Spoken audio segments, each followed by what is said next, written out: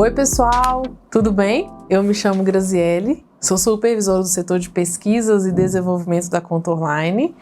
E se é a primeira vez que você está nos vendo, curte aqui, o nosso canal, clica no sininho. De tempos em tempos a gente está sempre colocando alguma aula conceitual, dúvidas frequentes que as pessoas sempre estão pesquisando por aí. E eu espero que o que a gente vai falar hoje te ajude em algum entendimento, em alguma conquista. Hoje a nossa aula vai ser falar sobre o mecanismo de ação do plasma estético. Primeiro, gente, eu vou expor que aqui a gente vai falar não do plasma sanguíneo, que é hoje uma forma de utilização na estética muito comum, que é o plasma rico em plaquetas. Aqui, quando eu falo de plasma, é muito conhecido como chuva de plasma, enfim, tem outras nomenclaturas. Então, seria o equipamento de plasma, a gente chamando ele de plasma estético. É um conceito que daria aqui várias horas até de discussão, mas eu vou tentar explicar de uma forma breve e simples o que é, na verdade, um mecanismo de ação do plasma no tecido. Primeiro, para a gente poder entender como a gente consegue fazer com que esse plasma tenha um efeito sobre a pele, a gente vai falar de um outro conceito inicial que é importante a gente saber e entender, que é quando a gente fala sobre radicais livres. O radical livre, conforme for nomenclatura, ou literatura que a gente vai ler, seja artigo, livre, até pelo próprio nome, fica parecendo que ele é uma coisa ruim, ele é uma coisa má. Na verdade, o radical livre, ele acontece sempre, momentaneamente dentro do nosso corpo, lá nas nossas células, porque é preciso que a gente faça troca energética, que aí seria de elétrons, para que as células sejam funcionantes. Então, a existência do radical livre, ele é até importante para que o metabolismo celular, dessas trocas energéticas aconteçam. Então, o radical livre é como se ele fosse uma coisa necessária. Ele é visto como uma coisa ruim quando ele extrapola o seu limite.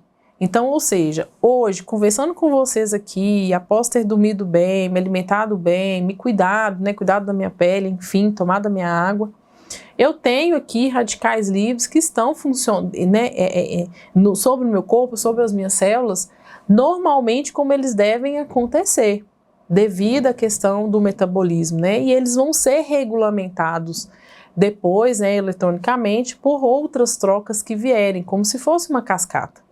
O radical livre, ele começa a ser ruim, patológico, quando ele extrapola esse limite do meu normal. É quando, por exemplo, eu tomo muito sol, é quando, por exemplo, eu bebo, eu fumo, então eu já tenho aquele número correto de radical livre, mas agora eu passei a produzir mais de uma forma celular, porque eu tenho algo externamente fazendo com que isso aconteça.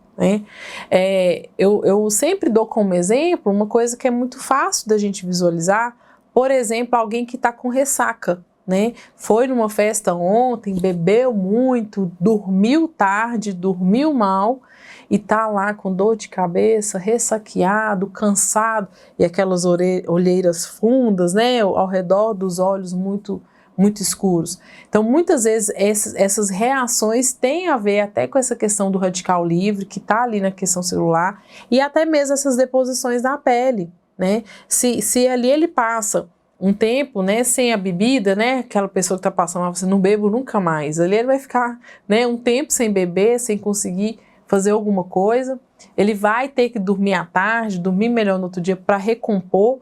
E quando ele realmente consegue estar bem novamente, ele já não apresenta esses sinais na pele, na dor de cabeça, porque os radicais livres que ele gerou de uma forma excessiva, devido àquela questão da bebida e tudo mais, quando ele foi repousando, reidratando esse corpo, fazendo com que as coisas vão se adequando novamente, esse radical livre ele vai se neutralizando até que fique tudo normal de novo.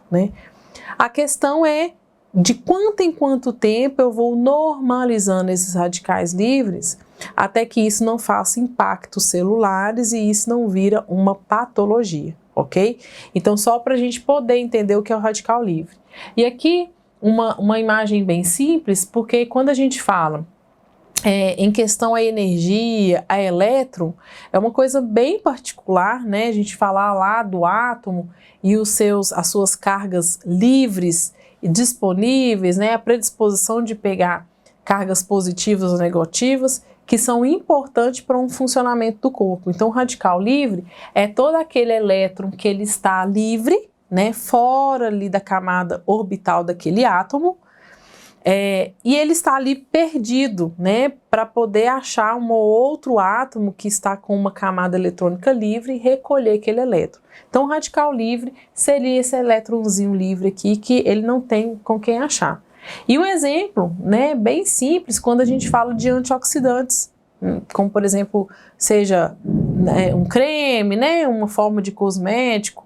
O que ele vai ajudando, por exemplo, uma pele ela ficar um pouco mais clara, né, ela normalizar o seu pH, normalizar seu aspecto, porque o antioxidante, ele tem uma das suas funções, se a gente for olhar numa coisa bem celular, é ir neutralizando esse radical livre, né? Então, quando a gente consegue ter essa doação de elétrons, não ter mais esse elétron livre e fazer com que tudo vá se adequando, a gente consegue fazer com que sinais que estão interligados ao radical livre, eles vão desaparecendo ou diminuindo, ok?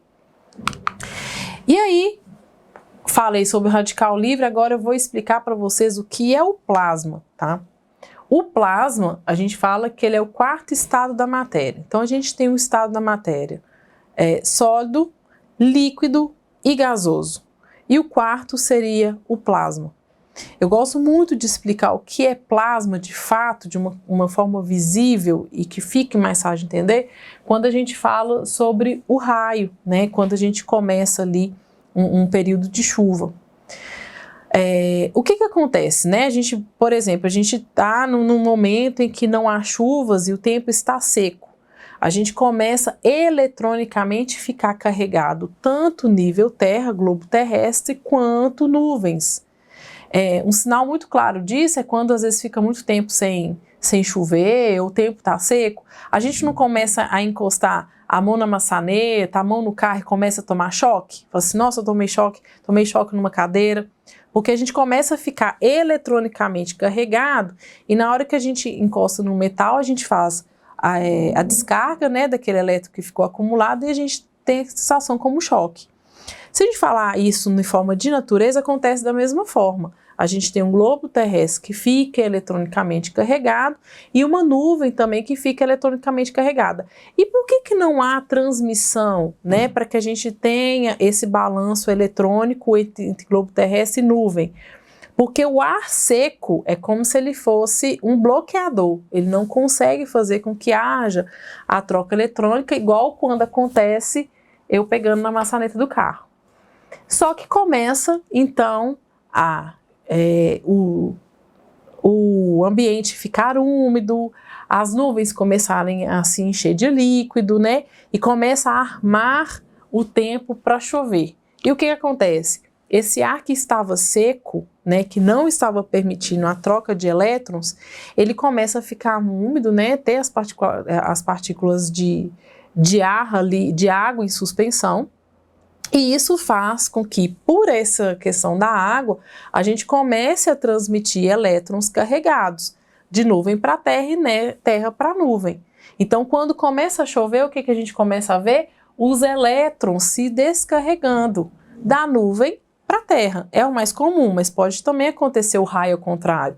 O raio que vai da terra para a nuvem. Então, isso está eletronicamente sendo balanceado, porque eletronicamente, né, a base de elétrons, nuvem e terra estava desbalanceado. E aí, quando há essa troca de elétrons, há então esse raio. Igual a gente fala assim, nossa, você viu um relâmpago? Nossa, você viu um raio? O raio é a transmissão do elétrico e ele sai como um faiscamento. Esse faiscamento é o plasma, é o quarto estado da matéria.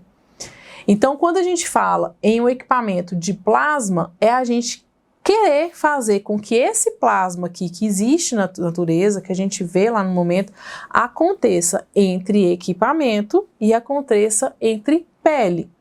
E para a gente acontecer, eu não falei que o radical livre não é o elétron livre? Vamos pensar que o nosso elétron aqui é o globo terrestre. E aí eu tenho que ter outro elétron livre para ser trocado, que vai ser o quê? A ponteira do meu aparelho. Então, na hora que eu encontrar, eu tenho que fazer como um raio. Eu tenho que fazer a troca de elétrons entre ponteira e entre pele. E aí eu começo, então, a ter o plasma estético no nosso equipamento. E o que vai acontecer na pele? Quando a gente fala em plasma, na hora que ele entrega, né, então vamos pensar aqui que eu tenho a pele, né, epiderme e derme, e eu tenho aqui um aparelho, ambos com elétrons livres. Eu com o meu radical livre e o equipamento ali fazendo energização, né, para ter elétrons a serem doados. Então, na hora que eu encosto o plasma, eu vou ter aquele raiozinho, né, surgindo ali. E externamente, nesse epiderme, eu vou ter uma área de recebimento, né, de energia, e ali eu vou conseguir fazer o meu efeito, que pode ser diversos. Eu posso fazer, a gente fala muito em sublimação, que é sublimar a epiderme. O que é? É como se ele fizesse, entre aspas, uma cauterização, uma carbonização da pele, só que ela é sutil, né? Ela acontece realmente pela troca de elétrons, e eu não tenho sangramento, eu não tenho líquido de plasma saindo. O máximo que eu vou ter é uma crosta que vai ser seca, né? Uma crosta com uma casca de ferida. Ela é bem sequinha, realmente só te apresentando que naquele momento a gente houve uma troca, e essa epiderme ela sublimou, ou seja, ela transferiu de um estado que ela estava físico, né, em pele, e é como se ela evaporasse e naquela parte ali da epiderme ficasse esse sinalzinho pretinho, né, que é a crosta, em que vai vir o rejuvenescimento e a cicatrização compondo essa área, né. E aí vai várias aplicabilidades.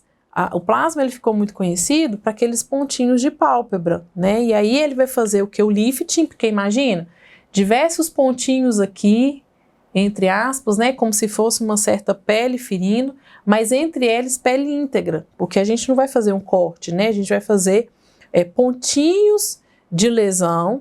Se esse ponto ele é arredondado, né, que é o ponto do plasma, como ele surge na pele, a gente acaba tendo ao redor dele 360 graus de cicatrização. Então a pele ela tende a vir retraindo para o ponto dessa lesão e fazendo aquela diminuição. Então, por isso que é muito comum ver em pálpebra, porque você vê aquela pálpebra que tem aquela pele um pouco mais caída, então ela retrai e ela fica mais firme. A gente pode ver cicatriz hipertrófica, porque se a gente vem fazendo essas lesões, aquele excesso de pele, ela vai se retirando e vai se tornando no nível da pele, queloide. Então, são várias formas com a qual a gente pode usar o plasma à medida do que eu quero fazer na minha epiderme. O que é o mais bacana?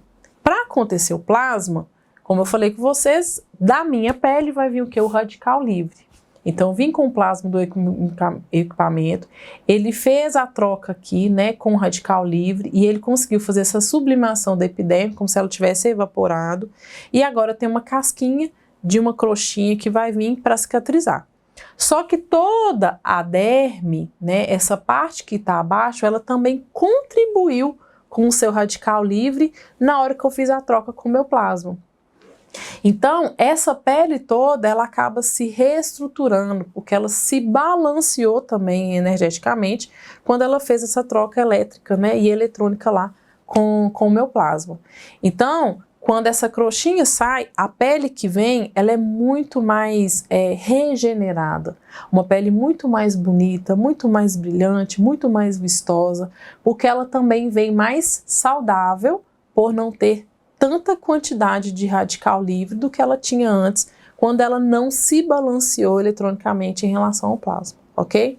E aqui eu coloquei algumas fotinhas para a gente poder ver. Então, é muito comum a gente ver esse tipo de trabalho, né? Que são vários pontinhos lá, né, na pálpebra, E qual que é a intenção? O pessoal fala muito de blefaroplastia, né? Não é a cirurgia de plástico, de blefaro, a gente não está cortando a pele. Mas se eu faço vários pontinhos, né? E como essa pontinha é como se fosse uma lesão, então o que vai acontecer? Cicatrização em 360 graus. Cada bolinha que foi lesionada, ela vai cicatrizar para um centro dessa bolinha, né, dessa lesão, e imagina o conjunto de várias lesões todas indo até o centro. Então, o que a gente faz? A gente acaba fazendo uma compressão de todo o tecido, né, um fechamento de todo o tecido, o que melhora muito o aspecto de excesso de pele da pálpebra. Vai ter o quê? As bolinhas, né, o cuidado com essa crosta, de não arrancar, de não coçar, todos os cuidados em relação à asepsia, às vezes até a utilização de pomada, mas é algo que não vai ter nenhum corte. Então, dependendo do caso ali, né, dessa questão da blefaro, é significante o tanto de resultado que a gente consegue. Aqui no meio, né, tem uma fotinha de 7 dias de diferença de uma cicatriz hipertrófica e de como ela ficou após a queda das crostinhas. Então, ó, dia 24, 3 dias depois, uma crostinha seca caindo, então não tem sangramento, não tem nenhum líquido saindo, né? Com 5 dias depois, só algumas pequenas crostas e 31 dias só tem uma crostinha, mas ó, uma cicatriz que já não tem mais aquele excesso, né, de pele acima de uma cicatriz hipertrófica e ela muito mais lisinha e percebe uma pele totalmente saudável. Ainda vermelhinha, então, ou seja, ainda em processo cicatricial, ainda em processo de retração. E é bem significante, né? Como que 7 dias a gente consegue já, às vezes até retirar aquilo que o cliente estava incomodando, que era o excesso da pele, e como que essa pele responde, né, em relação à sua vitalidade, né, à sua saúde. E aqui um tratamento de mão com o plasma no sentido de retirar algumas manchinhas, né? Aqui uma foto antes e depois. Quando a gente faz, vai dar crostinha da mesma forma, requer um certo cuidado quando é mancha, para não manchar mais ainda, porque são manchas bem características, tanto senil misturada com algumas manchinhas solares, então a pessoa não tomar sol, né, fazer uso de cosmético, de um sabonete especial, mas a gente consegue, né, ver também um clareamento, ainda tem algumas manchinhas, mas bem pouquinhas, mas olha como é uma pele com aspecto mais saudável, né? Mais brilhante, mais vistoso, tudo porque a hora da troca do radical livre não é somente aonde está tendo a sublimação, mas toda a pele que responde, né? Doando o seu elétron na hora da transmissão de energia, ok? Então, gente, aguardo vocês na próxima aula, espero que tenha ajudado bastante vocês esse conteúdo e vejo vocês. Até mais!